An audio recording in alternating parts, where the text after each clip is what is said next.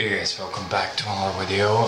Today I just want to talk about some of the watches I got a chance to try on this weekend. Unfortunately, I didn't film any footage because you cannot always film. I cannot always film all the watches I handle and do with. I met with a dealer, but you can pretty much see them all on Instagram because I will take a quick snaps occasionally, so if you want to see most of the watches I'm talking about, you can check me out on Instagram. I'm EDC link in the description box. But today I just want to talk about some of the watches I tried on, and I got in a bit of a dilemma. Because first of all, I tried on. I met with this guy I know, and he was wearing a Tag Heuer link, and he had the Tag Heuer link with some of the earlier version, which I didn't really like, but the newer one he had, and I will try to follow in some pictures. It's a pretty sweet watch, and I really liked it. It feels great in the hand, very solid, and we're talking here used watches. So when it comes to used watches, Tag Heuer is a good bang per buck, but they are generally not recommended by new for retail prices. Simply because of the reason you can get something nicer and better for the money you're paying. So I'm talking your used prices. So it was really nice watch. I wasn't tempted, but it would be definitely nice to have it.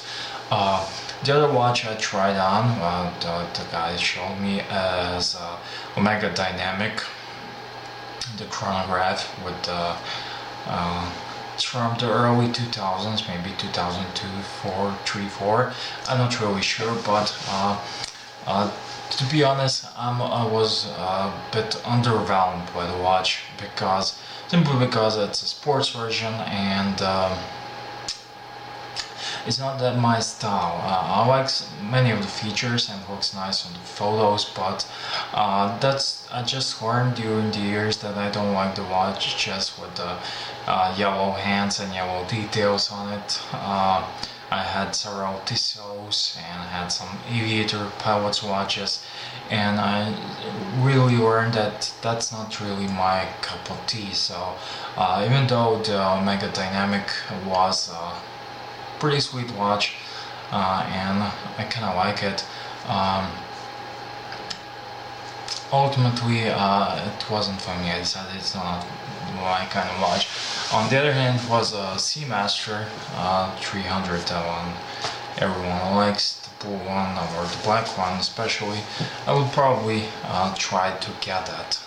So here comes the third watch that's really what tickled my fancy, as the Maurice Lacroix, and it's some kind of, I don't know what kind of reference it is, but it has a very cool central date on the middle, and has a moon phase, and it's a steel watch but it has a gold bezel. But never mind that, it's really nice dressy watch, and I was really tempted by it.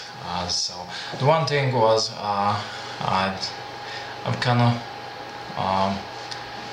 I would have to get rid of some of the pieces I have in my collection in order to get it, and because I recently got my Breitling, so I'm a bit short, but I'm really tempted. So my MO was to sell something, and the obvious choice would be this my Oris Atelier, and ultimately I was tempted for 2 days.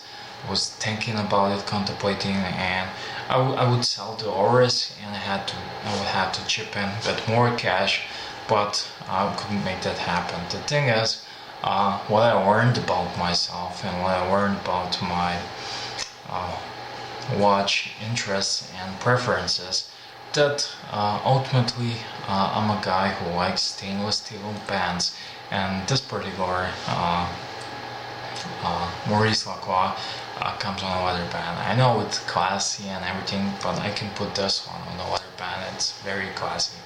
But ultimately, I just like the comfort on the steel bracelet, and I'm wearing my Breitling on a leather band, and every time you want to put it, you have to use two hands, and I just like the convenience and comfort of this. So I can do it without no watching in the dark, and I know it's my watch there. And even though I was really tempted, and if I had a little extra cash available for watches, I would probably get that Maurice Lacroix, but I decided not get it because I like my Oris.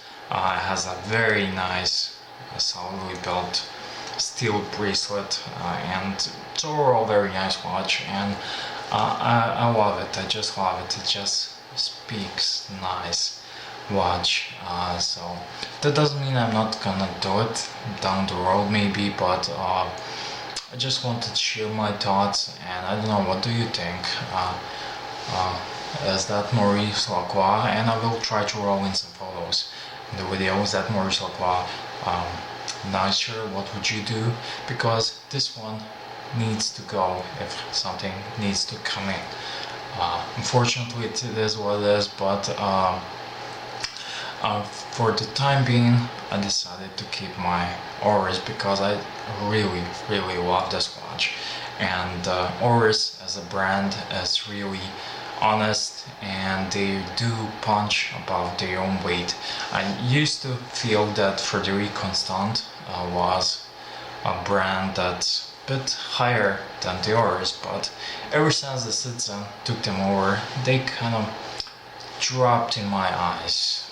That doesn't mean they're making better, lesser watches now, but somehow they dropped in my eyes, and I like the independence of Oris, and I like where the bracket's going, and this definitely is a watch that feels much more expensive. And plus, it's my Rick Grimes watch. This is my ultimate Rick Grimes watch. So yeah, thank you for watching, and it was my little wristwatch talk, wristwatch chat for this week. And please do tell me, what do you think? And if you want to see more watches, because I do handle a bit more watches than I can show you on my channel, because it's not always convenient to take someone's watch and do something and for the video, and I don't want to do it, but you can find a lot of snaps on Instagram. So check me out on Instagram, and see ya, and thanks for watching.